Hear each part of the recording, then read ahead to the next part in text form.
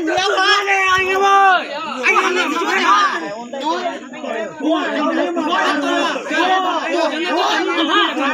Quân tổng đây rồi. Quân tổng đây. Quân tổng đây.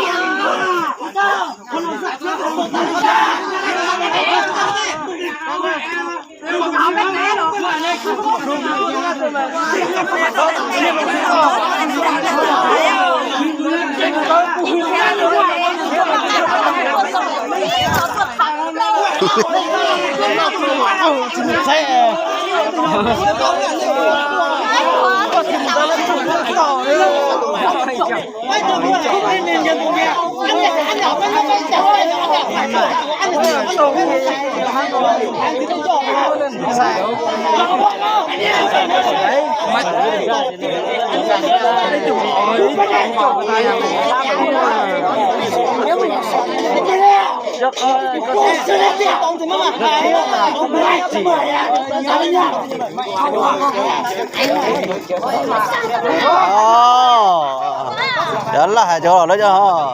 Tu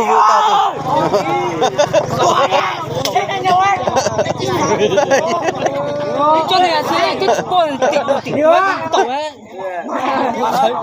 Ta bảo là anh em giải hòa được ha. Anh em từ từ để người ta có cái.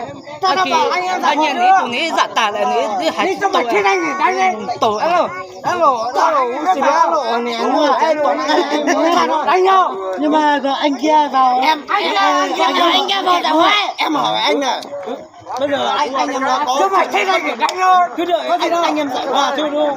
Bây giờ anh hết tốn giải hòa thì để hai thằng nó. Anh em hết rồi mà. Có gì đâu. Nghe có gì đâu. Hai bên kia nó sai để xin nó một tí. Còn bên này mà cho chứ đánh rồi mà. Đây. Không. Chú không chọn thế được. Người tông này. Nhưng mà em ở đây